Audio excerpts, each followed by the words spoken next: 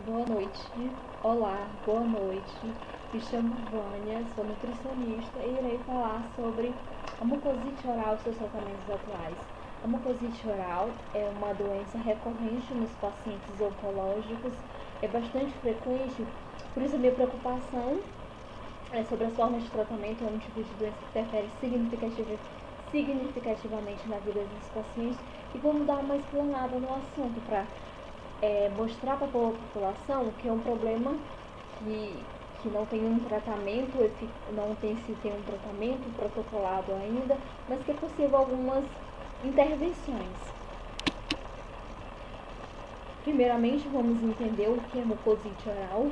Entende-se por mucosite oral o processo inflamatório que ocorre na mucosa oral causado pelo tratamento antineoplásico, que é quimioterapia ou a radioterapia, por pacientes oncológicos. Normalmente, essa toxicidade surge em média de 7 a 10 dias após a quimioterapia e a partir da segunda semana de radioterapia.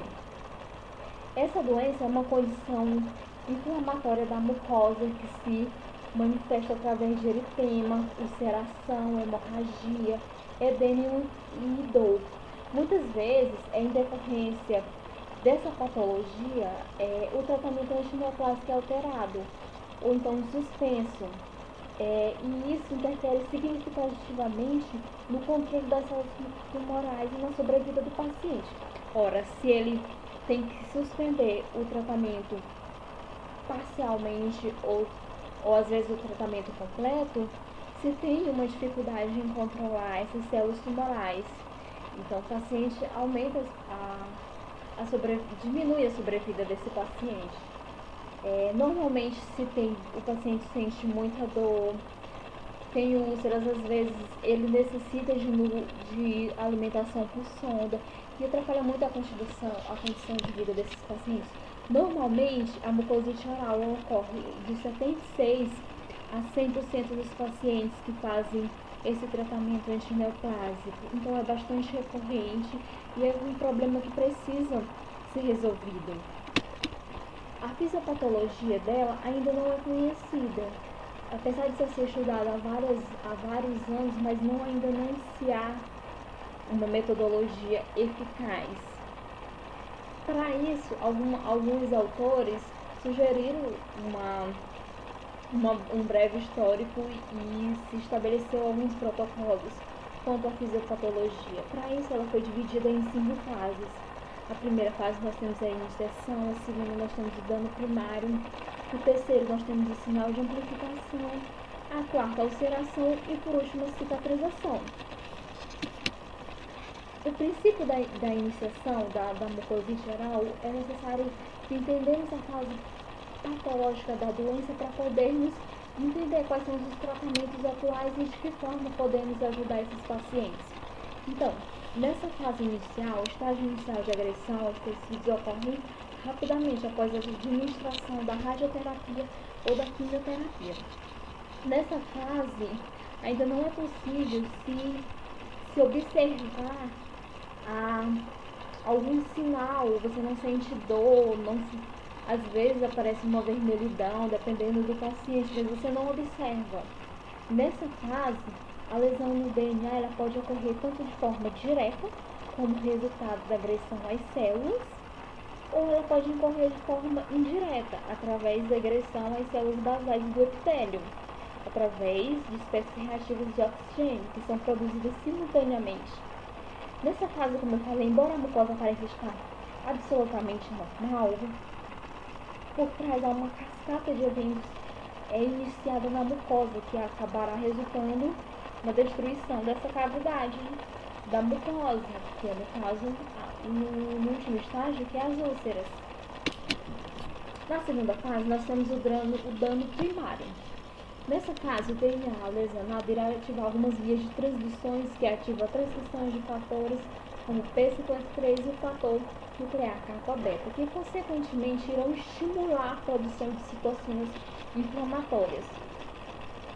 Nessa fase, a presença dessas proteínas na mucosa, elas irão agredir precocemente o tecido conjuntivo, o endotélio e reduz a oxigenação epitelial, culminando assim a morte das células basais do epitélio, juntamente com a injúria tecidual nessa fase. Então, é uma fase bastante significativa para o paciente. A terceira fase, nós temos o sinal de amplificação. Como consequência da ativação inicial dos fatores de transcrição iniciados na fase anterior, uma grande quantidade de proteínas biologicamente ativadas atinge a submucosa. Nesse grupo de proteínas, encontramos as citocinas pró-inflamatórias, que eu falei antes, que não só agridem esse tecido, mas também proporcionam um feedback positivo para amplificar os danos iniciais causados pela quimioterapia ou pela radioterapia. Por fim, nós temos a ulceração, que é quando se tem uma grande colonização de bactérias nessas úlceras formadas na boca do paciente. Ela ocorre aproximadamente 10 dias após a administração da quimioterapia. Ocorre um acúmulo de doses radioativas, promovendo a desintegração e a ulceração do epitélio. Essa é a fase mais dolorosa do paciente, ele sente muita dor, não consegue se alimentar por via oral, então tem que se alimentar por sonda. Como eu falei antes, ele pode parar o tratamento quimioterápico ou radioterápico. Com isso, há chances de crescimento das células tumorais, que vai dificultar o controle do câncer. Essa colonização nas úlceras com bactérias que habitam na cavidade oral estimula a produção de citocinas pró-inflamatórias. A úlcera pode conter fibrina com bactérias, que é uma pseudomembrana. E por último, nós temos a cicatrização. A cicatrização normalmente ocorre em aproximadamente 3 semanas após o término da radioterapia ou da quimioterapia, onde a mucosa volta ao seu estado normal. Acreditou-se por muito tempo que não somente a agressão direta da quimioterapia ou da radioterapia na divisão das células epiteliais diminui a capacidade de renovação celular, resultando assim na morte celular, na atrofia epitelial e, consequentemente, na ulceração. Porém, hoje, entende-se que a mucosite não é um processo simples, como se acreditou antes, que não é limitado somente ao epitélio. Então, como eu falei antes, a sua fisiopatologia ainda não é conhecida totalmente. E quanto aos tratamentos, na prevenção e os tratamentos disponíveis diversos estudos vêm sendo realizados com a finalidade de verificar qual o método mais eficaz na prevenção e tratamento dessa doença. Porém, só que ainda não existe um protocolo definido de quais os medicamentos, quais as formas terapêuticas que tem que se utilizar, tanto na prevenção quanto no tratamento. Nós temos os antibióticos, nós temos a crioterapia, nós temos a laserterapia e nós temos os fitoterápicos, que são utilizados na prevenção dessa doença. O mais utilizado hoje em dia é o glutamato de colotricidina. Até pouco tempo era a forma preventiva e terapêutica mais utilizada, porque ele elimina bactérias, atua na desorganização da membrana celular e inibe enzimas específicas da membrana. Só que, se utilizado por muito tempo, ele causa manchas nos dentes, náuseas, vômitos, e isso não é interessante para um paciente oncológico, que já tem sua qualidade de vida abaixo do normal, então não é um medicamento que já trata uma outra patologia recorrente do tratamento quimioterápico. Nós temos a poliximina, troponicina e anfotericina, que a utilização dos três tem demonstrado uma significante redução no período de duração da mucosite. Porém, ele diminuição da disfagia, perda de peso do paciente. Porém, a imunoterapia diz que não há resultados específicos diferencios do grupo placebo. Por isso, ainda não se tem um protocolo e diversos efeitos colaterais dessa medicação são recorrentes nesses pacientes que já são imunodeprimidos, então tem que ter cuidado na administração desses antibióticos. Temos a crioterapia, que se caracteriza pela aplicação do gelo na cavidade oral ou pela realização de bochechos com água gelada durante a administração dos fármacos quimioterápicos. O que acontece? Acontece uma vasoconstrição e isso impede que os medicamentos cheguem mais rápidos, cheguem com agressividade aos tecidos da mucosa. E esses autores acreditam que se eles chegam com menos rapidez, eles atingem menos a mucosa oral e, consequentemente, se tem uma redução do grau de mucosite oral.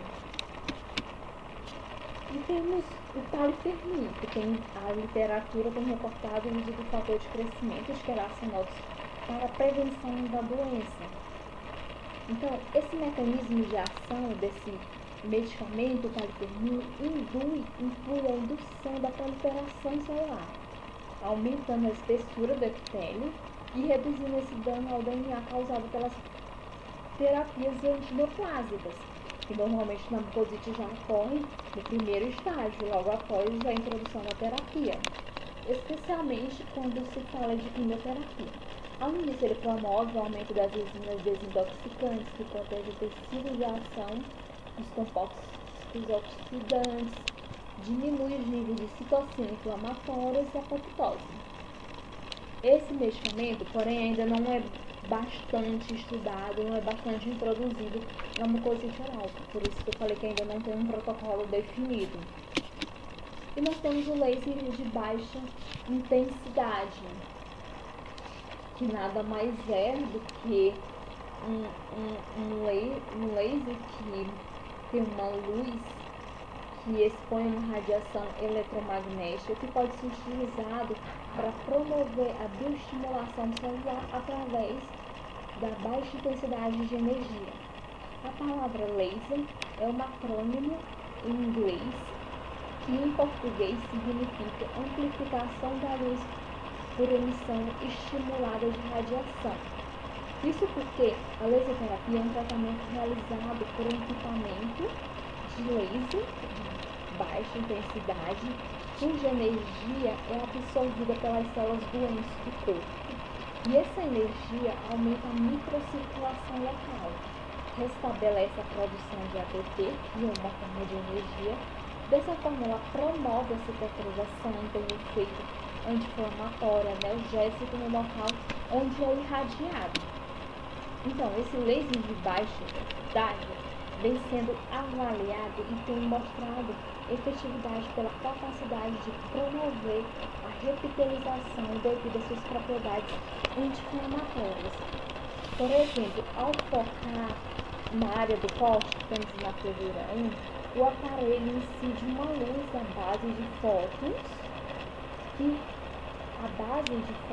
reagem com as células locais, do local onde está sendo irradiado, e dessa forma eles atraem os fibroblastos, e são células encarregadas de produzir o colágeno necessário para reparar esse tecido que foi danificado. Ele é um processo diferente do processo de cicatrização natural, por exemplo, em que há a organização parcial do colágeno. Esse laser, ele promove uma remodelação total dessas fibras.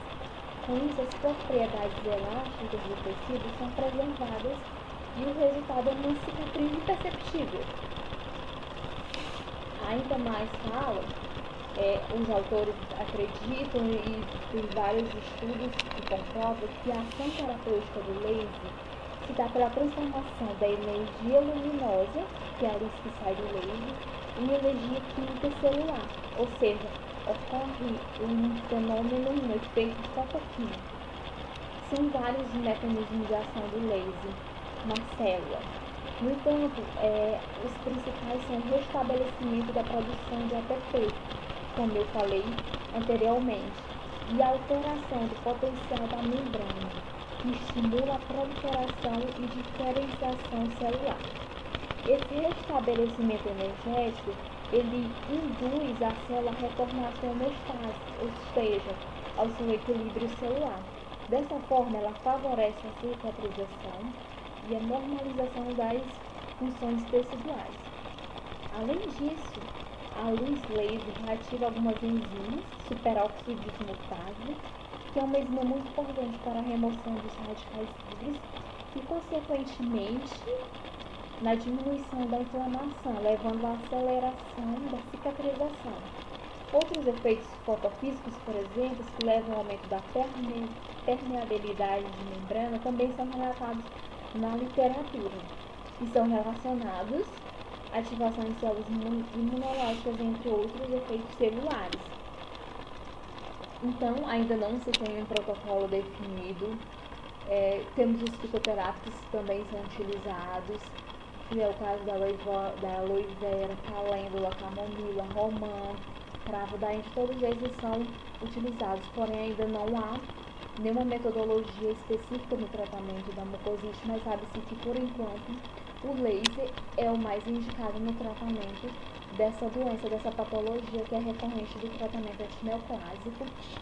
E esperamos que tenhamos ajudado as pessoas que tenham esse problema de mucosite, assim como também influenciar em outros estudos que possam procurar desenvolver protocolos para essa doença. Obrigada. E essas são as referências utilizadas no trabalho.